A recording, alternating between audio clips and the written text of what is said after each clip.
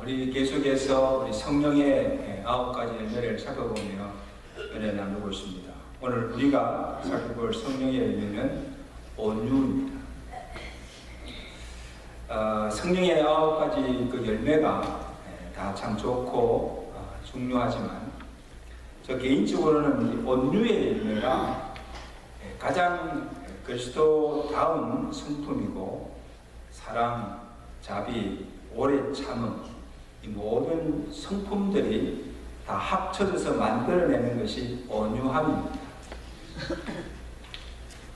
그래서 예수님 자신도 스스로를 가리켜서 오늘 본문 마태복음 11장 28절에 나는 온유하고 겸손하니 나의 멍에를 메고 내게 배우라 말씀하셨습니다. 예수님은 온유하시다. 그 온유와 겸손을 내게 와서 배우라 말씀하셨습니다. 그리고 팔복을 말씀하실 때도 온유한 자가 복이 있나니 저가 땅을 기업으로 받을 것이다. 강한 자가 아니고 온유한 자가 땅을 차지한다. 세상의 방식과는 좀 다르시오. 그러므로 예수님께서 말씀하신 그 온유가 무엇인가? 원래 그 원어의 뜻은 파라우스라는 말입니다. 좀 따라서 파라우스. 언제 이 단어를 사용하는가 하면 여러분 야생마 있잖아요. 길들이지 않는 야생마를 길을 들여서 주인의 손에 온전히 붙잡혀서 주인이 마음대로 부릴 수 있는 그 상태, 바로 그때를 파라우스라고 해요. 길들여진 또 순한 그런 것을 말합니다. 그래서 사전적 의미는 온유라는 뜻이 유순하고 부드럽고 화를 잘 내지 않고 온한 그런 사람을 뜻하기도 합니다. 근데 이 온유함이 어디서 오는가? 여러분 사람은요 천성적으로 가질 수 있는 성품이 아닙니다. 이 온유함은 천성적으로 사람이 가질 수 있는 성품이 아닙니다. 우리는 본래 어떤 자인가 하면 불순종하는 영이 우리 안에 역사하여서 하나님의 말씀이든 사람의 말이든 잘 듣지 않고 거역하고자 하는 본성이 우리에게 있습니다. 잘 듣지 않아요. 그리고 야생마처럼 길들여지지 않아서 내 마음대로, 내 정욕대로, 내 기분대로 행하고자 하는 성향이 우리 각자에 있다는 거예요. 그래서 감정을 잘 적재하지 못하고, 억제하지 못하고, 참지 못하고, 쉽게 분을 내고, 화를 내고, 그리고 분나다 큰 화를 초래하기도 합니다. 그래서 내가 참지 못해서 홧김에 하는 말이 많은 사람에게 상처를 주고 내가 홧김에 하는 행동 그것이 공동체에게 많은 해를 끼칩니다. 그것으로 인해서 우리의 인생까지 망쳐지는 그런 경우가 참 많습니다. 여러분 한번 돌아보세요. 내가 그때 조금만 참았더라면 그 말을 하지 않았더라면 내가 그런 행동을 하지 않았더라면 아마 지금 여러분의 인생이 좀 더 나아질 수도 있을 거예요. 근데 이런 기질들은 나이가 들어도 쉽게 고쳐지지 않고 잘 변화도 되지 않습니다. 그래서 힘으로 되지 않고 능으로 되지 않고 무엇으로? 오직 주의 신으로 되느니라. 아멘. 우리에 있던 못된 기질들 이 기치 변하는 것은요 성령의 능력이 아니고서는 그렇게 변화될 수가 없다. 주의 영이 그에게 임하고 하나님이 그에게 새 마음을 주실 때 성령으로 우리의 마음이 거듭날 때만이 온유한 자가 될 수가 있는 것입니다. 마음이 강팍하여서 하나님의 말씀을 청중치 아니하고 온갖 악을 행하는 이스라엘 백성들 향하여서 하나님께서 에스겔 선지자를 통하여서 주시는 말씀이 뭔가 하면 에스겔서 36장 26절입니다.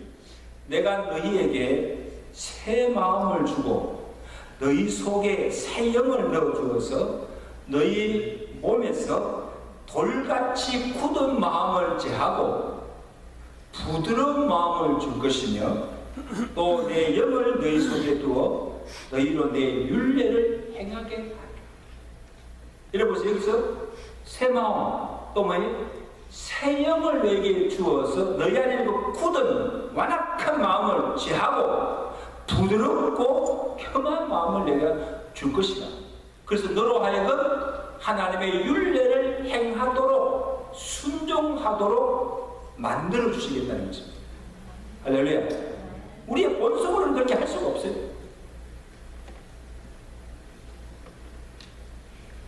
갈라디아서 5장 24절에도 그리스도 예수의 사람들은 육체와 함께 그 정과 욕심을 십자가에 못 박았다 했어요.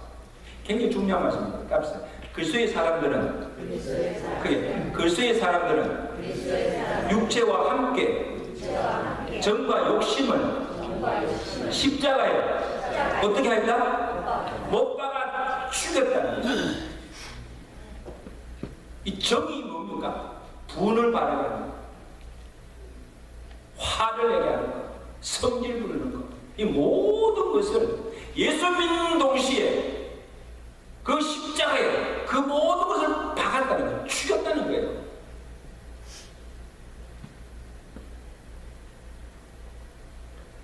그래서 예수 그리스도께 온전히 복종하는 자가 되었다는 거예요. 이게 온유한 자가 되었다는 거예요. 그래서 이 온유함을 두 가지 관계 속에서 우리가 살펴보는데, 첫째는 수직적인 하나님의 관계에서의 온유함입니다. 우리 하나님과의 관계에서 우리가 온유함을 나타내야 됩니다. 하나님의 말씀을 대하는 자세에 있어서 하나님의 말씀을 잘 듣는 마음, 그 말씀에 온전히 순종하는 그 마음이 온유한 것입니다. 그럼 대개체적은요, 온유하지 못한 자들 보면 마음이 교만하고 강팍합니다. 완악합니다. 그래서 말씀을 잘 듣지 않습니다. 그리고 들어도 그 말씀을 순종치 않습니다. 그 마음이 완악해집니다. 여러분, 이 모세 시대의 그 애국 바로왕을 보세요. 모세를 보내서 그 바로왕에게 하나님의 말씀을 전합니다. 내 백성을 내보내라. 그러면 말씀대로 당장 그 백성을 보내야 되지 않습니까? 그런데 이 바로왕의 마음이 강팍하여져서 하나님의 말씀을 거역합니다. 그걸 한두 번이 아니고 10번이나 하나님께서 경고하였음에도 불구하고 끝까지 듣지 않습니다. 그래서 하나님 10가지 재앙을 보내서 그 마음을, 강팍한 마음을 복종케 하십니다. 결국 뭡니까? 그 말씀대로 그의 백성을 순순히 내보낸 것을 보게. 마음이 강팍하다. 노아 시대 사람들 보세요.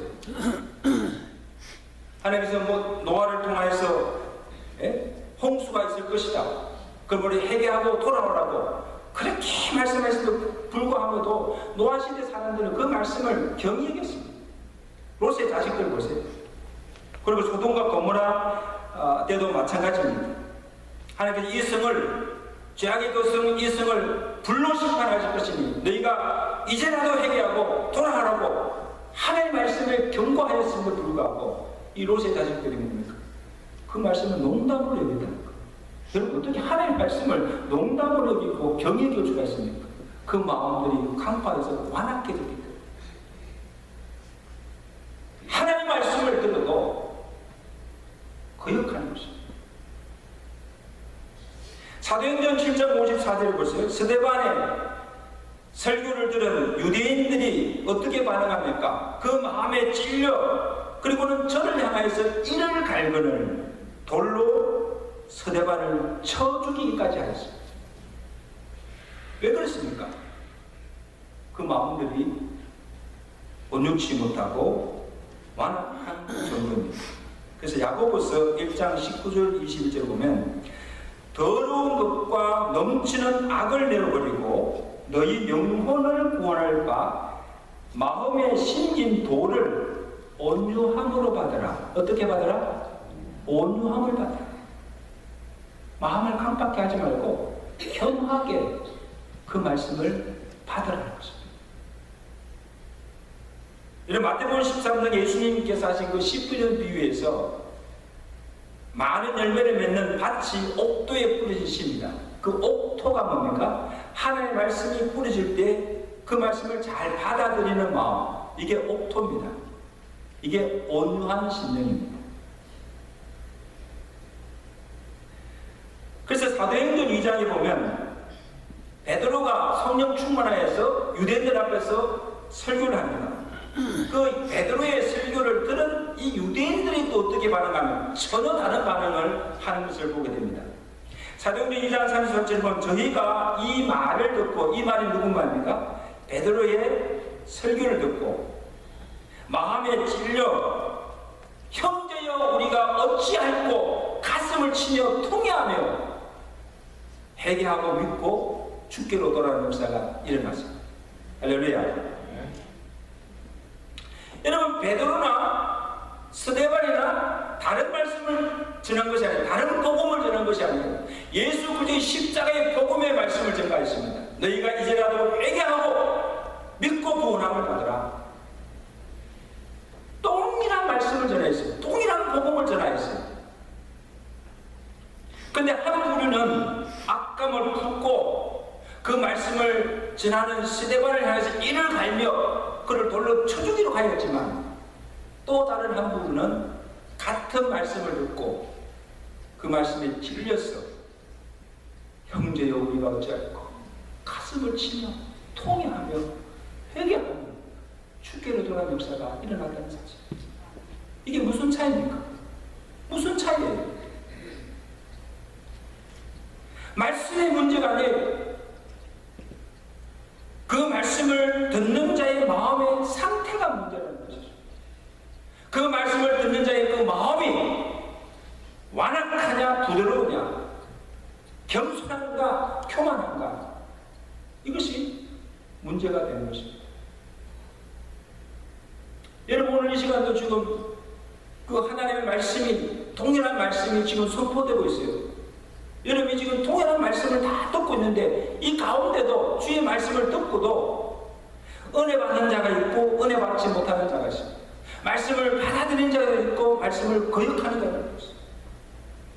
말씀의 문제가 아니고 오늘 그 말씀을 받아들이는 내 마음의 상태가 어떠한가가 문제입니다. 바라기는 하나님의 말씀이 선포되고 하나님의 말씀이 들려질 때에 우리의 마음을 강팍하게 하지 말고 완악하게 하지 말고 온유하고 겸하게 그 말씀을 받아들이고 그 말씀 앞에 온전히 복종하는 은혜가 있기를 주가 되니 축원합니다. 이게 온유한 심령이에요. 또 하나는 하나님의 뜻에 복종하는 태도에서의 온유함입니다. 그 좋은 예가 바로 예수님의 온유함입니다. 나는 온유하고 겸손하니 내게 배우라 하신 그 예수님의 그 온유함이 어떤 것입니까? 예수님의 온유함을 어디서 찾아볼 수가 있는가 하면 가장 좋은 예가 예수님께서 십자가의 고난과 죽으심을 당하는 그 모습 속에서 예수님의 온유함을 볼 수가 있습니다. 베드로전서 2장 22절에서 23절 말씀입니다. 제가 시간 관계상 제가 읽어드립니다. 그리스도도 너희를 위하여 고난을 받으사 너희에게 본을 비춰 그 자취를 따라오게 하려 하셨느니라.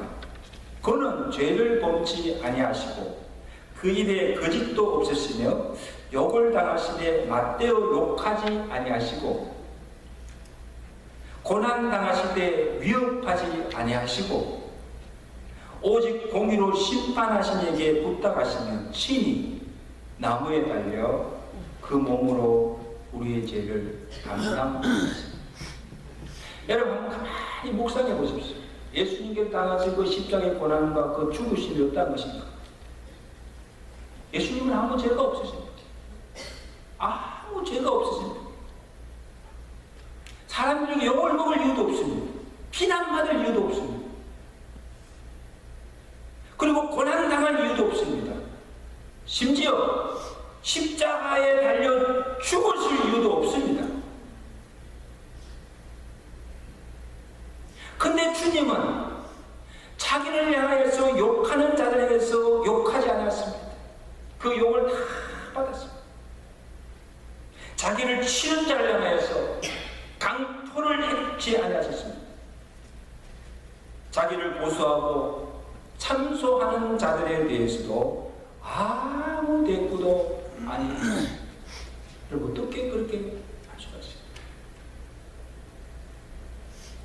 십자가에 매달고 처형하는 그 로마 군병들을 향해서도 마치 틀 깎는 자 앞에 잠잠한 양같이 대항하지 아니하고 자기 몸을 기꺼이 내어 맡겨졌습니다. 머리에 가시관을 씌우고 양손과 양발에 대못을 받고 십자가에 매달려 죽이기까지 그 모든 순간에도 그들을 맞서서 대항하지 않고 그 모든 걸 순순히 다 참고 당하신 것을 보게 됩니다. 여러분, 할 말이 없어서가 아니죠. 왜 할 말이 없겠습니까? 근데 예수님은 침묵하셨습니다. 그들을 대항할 힘이나 권세가 없어서가 아니에요. 하늘의 권세를 가지고 있습니다. 지금 자기를 치고 자기를 대적하는 자들을 하늘의 천문천사를 동원해서 그들을 다 대적할 능력과 힘과 권세를 가졌으나 그것을 사용하지 않으셨습니다. 몸이 아파서도 아니에요. 아프지 않아서도 아니에요. 여러분, 예수님은 하나님이시지만 동시에 사람이 있었습니다. 오늘 저 여러분들과 동일한 육체를 가졌어요. 우리 손가락에 뭐 하나 찔려도 그렇게 아픈데 머리에 가시관, 양손에 양발에 대못이 박히고 그 십자가에 매달려 죽이는 그 고통이 얼마나 아프시겠습니까? 근데 그 모든 아픔을 다 참으셨다는 거예요. 왜 그랬을까? 단 한 가지 이유예요. 단 한 가지. 고난과 십자가를 참고 죽으시고 온 인류를 구원하고자 하시는 하나님의 뜻이기 때문에 그 뜻에 온전히 복종하기 위해서입니다. 믿으시면 아멘. 하나님의 뜻에 온전히 복종하기 위해서 그가 온유함으로 그 모든 것을 다 참으시고 당하셨다는 거예요. 할 말이 있었지만 할 말 하지 않으시고 침묵하시고 욕하고 비난하는 그 사람들 향해서 맞대어 그들을 욕하지 않으시고 자기 주어진 그 모든 고난과 그 십자가의 고통과 아픔을 다 참으시면서 온유함으로 그것을 이겨내셨다.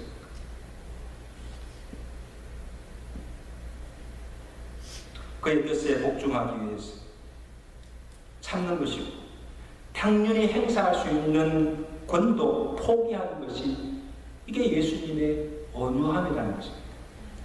여러분, 온유한 자가요 결코 힘이 없고 약한 자가 아니에요. 외유내강이라는 말 있잖아요. 이게 바로 온유한 자가 가지고 있는 힘이에요. 진정한 힘이, 진정한 강함이 온유함에서 나오는 줄로 믿습니다. 아멘. 온유하심을 우리가 본받을 때 우리가 수평적인 사람과의 관계 속에서도 그 온유함을 나타내야 한다는 거예요. 너희는 내게 와서 온유함을 배우라. 예수님의 그 온유한 모습을 우리가 본받을 때 우리의 모든 인간관계 속에서 그 상대방에게 그 온유함을 나타내 보여야 된다. 사람들 앞에서 쉽게 감정을 드러내거나 분을 내지 않아요. 이런 모세를 보면 모세가 구약에서는 가장 온유한 사람의 대표잖아요. 근데 원래 모세는 그렇게 온유한 자가 아니었습니다. 혈기가 있고 분을 잘 내는 사람이었습니다. 여러분도 보세요. 어떤 애국 사람이 자기 형제 유대인을 치는 것을 보고요, 분을 발하잖아요. 그 당장 그 사람을 쳐 죽이잖아요.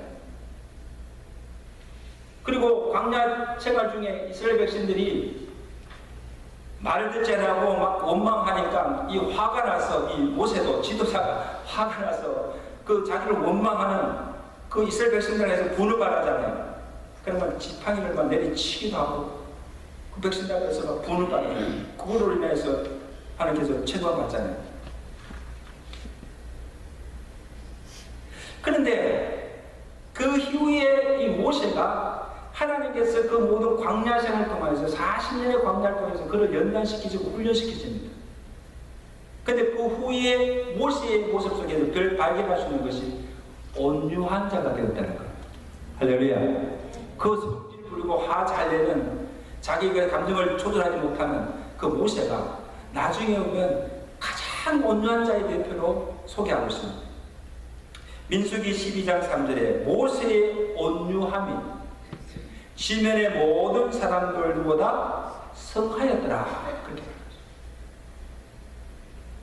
저는 이것을 보면서 특히 하나님의 일을 하는 자들, 주의 종들은 모든 사람을 대하여 온유함으로 대해야 돼요.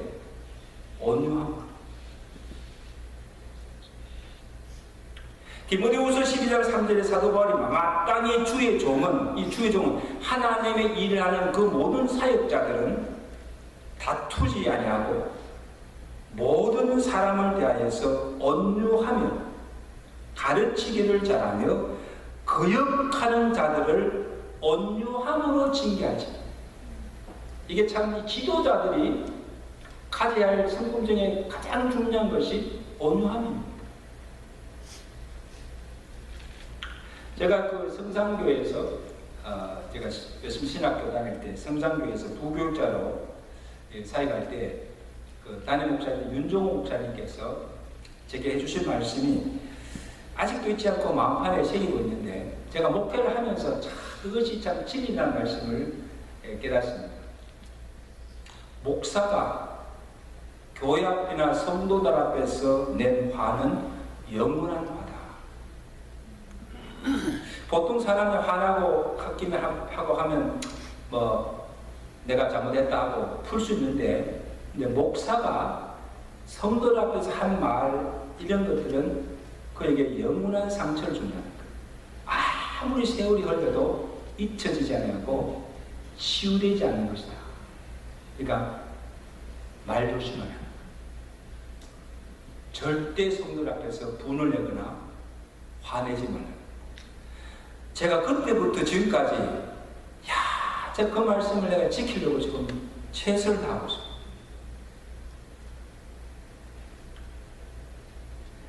어떤 일이 있어도 누구에게라도 분을 발해서는 안 되는 거죠. 여러분, 이것은 비단 저뿐 아니고 오늘 교회에서 일하는 모든 사역자들, 장로님들, 권사님, 시장들, 성도들 앞에서는 교회 앞에서 막 성질 부리고 화내고 분을 발하는 것, 하나님께서 기뻐하지 않으십니다. 어떤 누구라도, 어떤 사람들에게도, 나를 거역하는 자들에게도, 나를 욕하고 비난하는 자들 앞에서도 예수님처럼 온유함으로 그들을 대하라는 거예요. 믿으시면 아멘. 이게 굉장히 중요한 말씀이에요.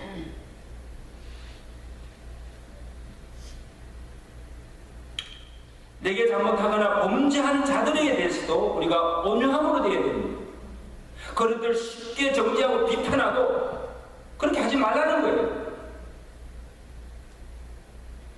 갈라디아서 6장 1절이지요. 형제들아, 만일 사람이 무수한 범죄한 일이 드러나거든, 누가 잘못했거든, 신령한 너희는, 이 신령하다는 건 뭡니까? 그래도 성령으로 거듭난, 성령으로 충만한 너희는 온유한 심령으로, 어떤 심령으로? 온유한 심령으로 그러한 자를 바로잡아가는 거예요. 그냥 바로 잡으라 버리시. 책망하고 하지 않고 그런 자들을 온유하게 대하고 그를 바로 잡으라. 무슨 죽을 죄라도 지은 것처럼 야단치고 정죄하고 비난하지 말고 그를 너그럽게 받아주고 관용하며 용서해 주라.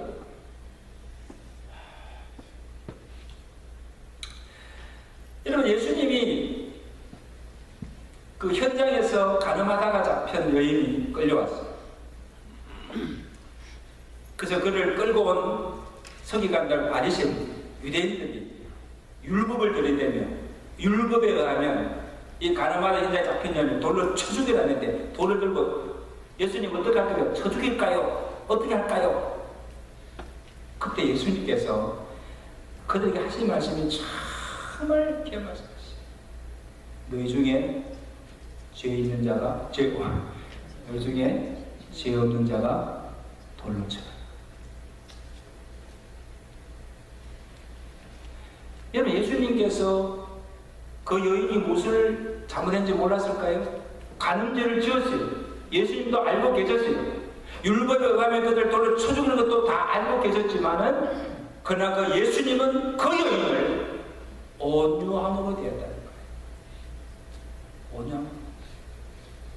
그 여인의 죄를 정죄하지 않냐고 용서해 주십니다. 그리고 하신 말씀은 뭡니까?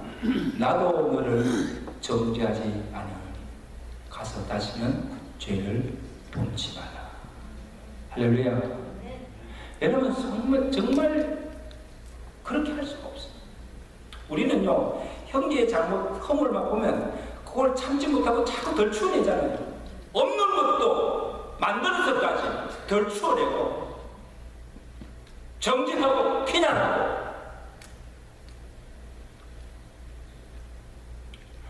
그렇게 하지 말아요. 내 형제가 잘못한 것이 있거든 그들을 온유함으로 대하고 그들의 허물을 덮어주고 그의 모든 죄를 용서해주고 감대하고. 이것이 예수님께서 우리에게 보여주신 온유함인 줄로 믿습니다. 온유함으로 대하시는 여러분 되시길 간절히 바랍니다. 이러한 온유함으로 모든 사람을 대할 때 다툼이나 분쟁이 없어지고 화평하게 되고 공동체가 화목하게 되는 거예요. 에베소서 4장 1절 2절이죠. 주 안에서 너희를 권하노니 너희가 부르심을 받은 일에 합당하게 행하여 모든 겸손과 온유로 하고 오래 참음으로 사랑 가운데서 용납하고 하나 되게 하신 것을 힘써 지키라. 성도 여러분, 사람이 나이가 들면 철이 든다고 해요. 저는 이제 철이 든다는 말이 무엇일까 생각해보니까 두 가지 생각인데, 사람이 나이가 들면 이전에 몰랐던 것을 깨닫게 되고 옳고 그름이나 사리를 분별하는 지혜가 생깁니다. 그 나이 드신 분이 지혜가 있다는 말이 바로 그게, 내가 살아보니까 겪어보니까 이건 이럴까 저런 거 이럴까 많이 아세요. 이 철이 드는 거죠. 또 하나는 젊을 때보다도 성질이 죽어요. 옛날에 혈기하고 확 성질을 부렸는데 나이가 드니까 힘이 없어도 그런 것도 있지만 성질이 죽어요. 그리고 마음이 관대해져요. 그리고 넓어져서 이제는 내가 수용하지 못하는 것도 수용하게 되고 이제는 이해하지 못하는 것도 이제는 이해가 돼요. 그럴 수도 있다. 이 마음이 넓어지는 거예요. 그리고 제가 초년에 목회 참 하면서 지금 내가 생각하니까 너무 철이 없었어요. 속이 좁아서 이해하지도 못하고 마음이 좀 이렇게 좁아서 지금 산도 많이 품지도 못하고 그렇게 해보니까 이제 나이가 들면 목회 경제 사이니까 마음에 여유가 생겨요. 그 웬만한 건 이해가 돼요. 그럴 수도 있구나. 옛날에는요, 성도들이 예배 안 나오고 빠져가면 이유를 대면 내가 이해를 못했어요. 요즘은요, 그럴 수도 있겠구나. 이해를, 그렇다고 해가지고 예배 빠지고 말면 그만큼 마음에 관대해지는 것을 보입니다. 그래서 저는 저와 여러분들이 우리가 나이가 들고 신앙의 연륜을 살면서 덕이 있는 사람이 돼요. 모든 사람에게 뭐 옳고 그런 걸 떠나서 모든 사람이 덕을 끼칠 수 있는 사람이 되고, 그 다음에 예수님처럼 우리의 성품이 온유한 자가 되었어요. 하나님 앞에서도 하나님 말씀 앞에 온전히 순종하며 살아가고, 우리 모든 사람을 대할 때도 온유함으로 대할 때 오늘 우리의 삶을 통해서 하나님께서 영광 받으시고 또 모든 사람들에게 존경을 받을 수 있는 은혜가 있는 줄로 믿습니다. 온유한 자가 됩시다. 옆에 살면서 합시다. 예수님처럼 온유한 자가 되시다. 기도하겠습니다.